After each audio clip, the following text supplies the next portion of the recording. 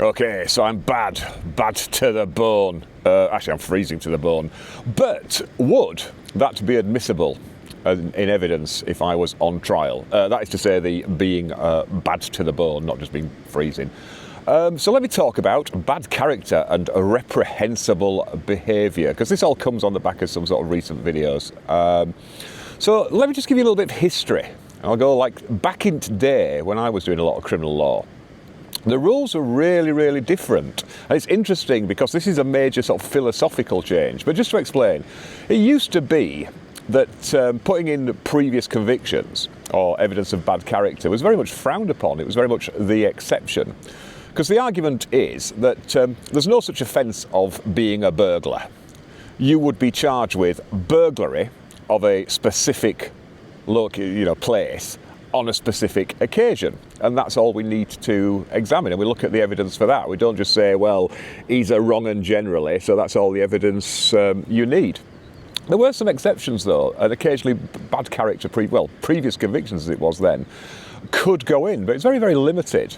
There's something called similar fact evidence, where if you had been previously convicted of a series of offences, and now you were being charged with an offence that was almost identical, or was pretty much identical, then that could go in. But it had to be something that's quite unusual. It's like a hallmark or a distinguishing feature.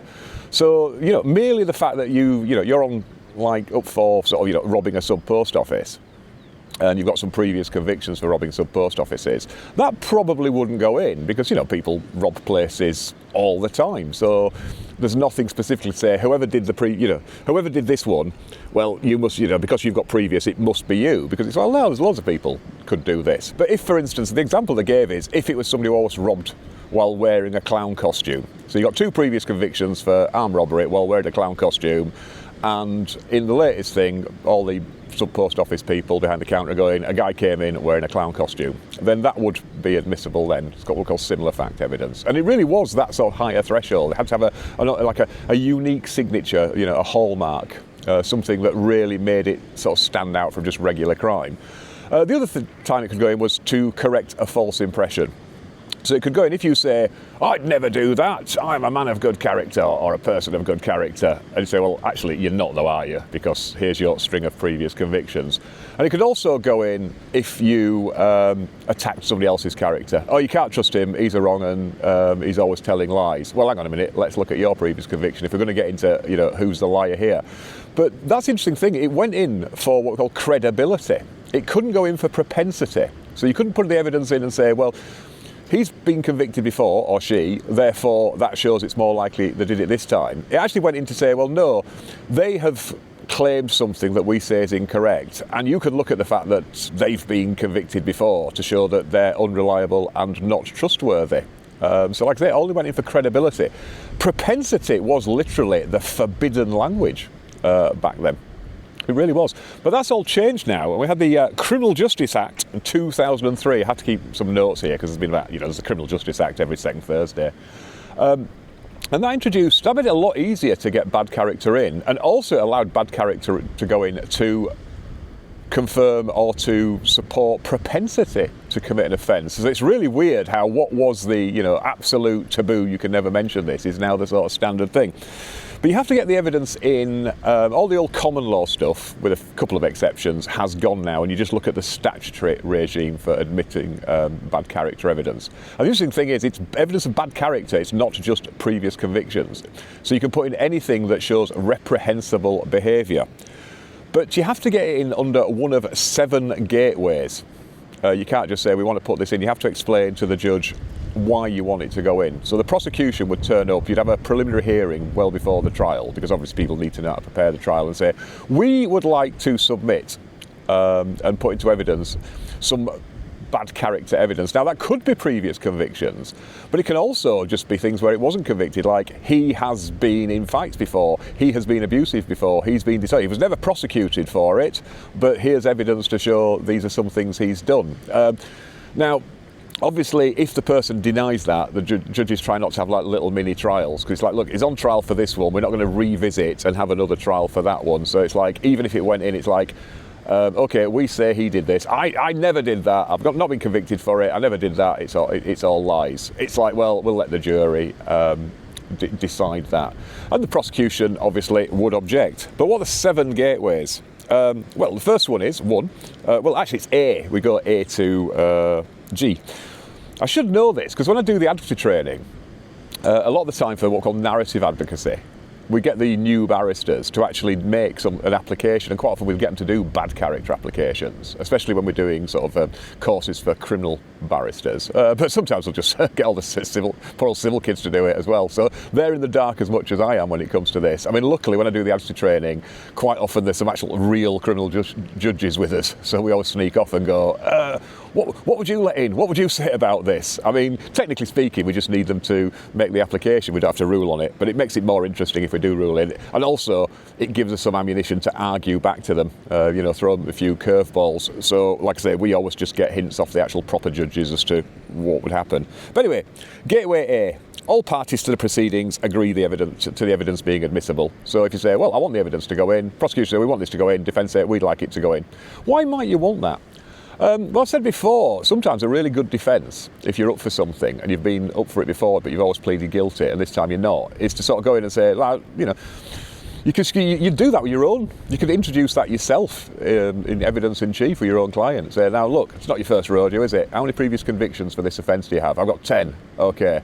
And what happened on those previous occasions? Well, I always pleaded guilty. Well, why are you not pleading guilty this time? I didn't actually do this one. I mean, that can be a really powerful submission, and it's one I've used a lot myself in the past. B, the evidence is adduced by the defendant himself or is given in answer to a question asked by him in cross-examination and intended to elicit it.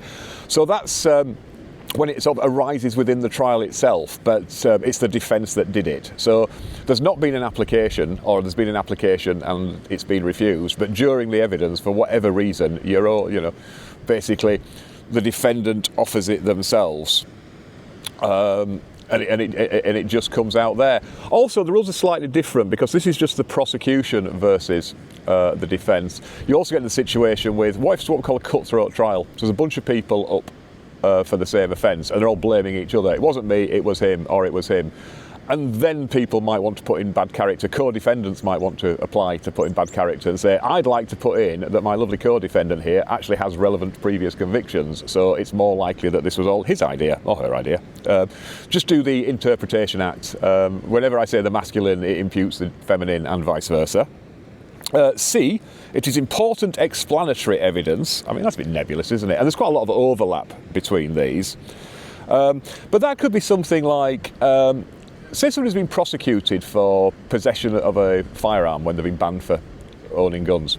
Well, you'd need to put in why they were banned for owning guns, otherwise people go, well, hang on a minute, otherwise you have to skirt around it and not say why this person wasn't allowed to own firearms. So in that particular case, you could say, yeah, because he'd got a previous conviction for something, he's no longer allowed to own firearms. Just so, the juror aren't left in the dark going, well, we can't see why they're picking on him and not anybody else. D, it is relevant to an important matter in an issue between the defendant and the prosecution.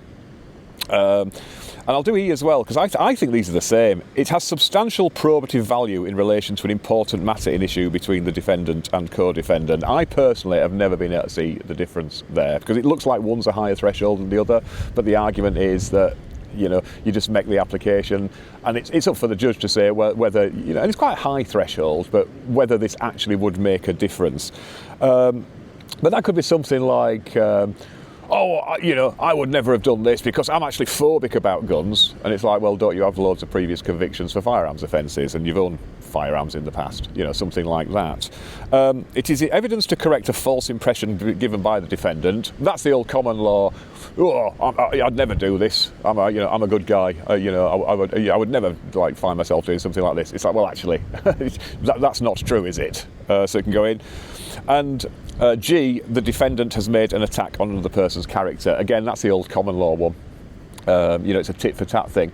But what's rather strange is, when it comes to the old rules on bad character, when bad character went in, juries were told, you cannot take into account the fact that just because somebody has bad previous convictions, that they're more likely to have committed the offence. But the weird thing is, the flip side was, you could put in people's good character and say, you have no previous convictions. Members of the jury, you may take into account the fact he has no previous convictions as to the likelihood of him or her committing this offence. So it was very asymmetrical. So I can see why they've sort of introduced the new stuff. I mean, the idea was just to tidy it up a little bit, and also it was getting a bit complicated because it was all old common law rules dating back centuries, and you had to dig into all the case law, and the idea was, well, let's put it on a statutory basis just so everybody knows what the what the parameters are. But like I say, there are actually still some old common law exceptions. What's interesting there is there's a couple of things where even if the judge is minded to put it in, they can then change otherwise. And this is actually interesting because the old rule was that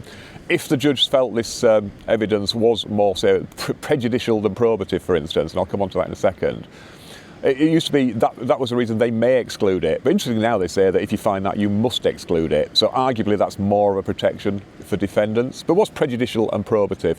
Well, that's where some evidence goes in, and yes, it is, it would be admissible and it does assist, but it's likely, it's such a heinous offence or something like that, that actually the jury won't be sort of going, oh, is the fact that he's got loads of previous convictions for, say, offences against children, and we're looking at, this has gone in to show propensity for honesty or credibility or something like that. He's now saying he'd never tell a lie, but we want to put in that he's got all these previous convictions for these offences to show that in the past he said he didn't do it and he was convicted, so he must have been lying. And, you say, well, actually, he's up for a bit of shoplifting. The fact that it's gone in and got all these previous convictions for child offences, the jury are just going to be going, well, we don't care about anything else, we just don't like him anymore. So that's what more prejudicial than probative means. And again, it's just a balancing act for the judge. But yeah, so to summarise, it's generally speaking a lot easier now to get in people's bad character.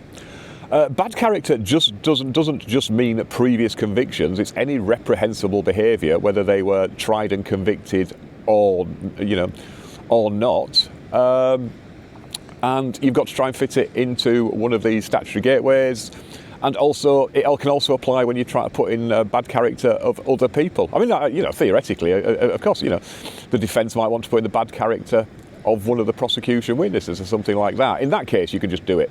You can pretty much run the defence you want. So you can say, you cannot trust this prosecution witness because they've got loads of dishonesty offences. But again, that would be a trigger. If your punter had previous convictions, then that would go in as well. But anyway, so there you go. As always, hope you found that vaguely interesting, vaguely informative, vaguely accurate. Where am I today? I'm just back at Pentyre again, but I'm on the other side to where I normally film because it's really, really blustery and windy, and the wind's coming in sort of from that side, so I've just come to hide in this little dip. I mean, I'll just pan around a bit. It's a very, very pretty sort of place. There you go. That's Polyjoke over there. I'll have to go over and film at some stage. And behind me is that island that's, you'll probably recognise that because when I film on the other side I always try to get that in. It's quite nice for sort of composition and things. But right, I'm now going to go back to the Lewinick to edit this, get some coffee, get some free biscuits and go and try and bribe some dogs to be my friends.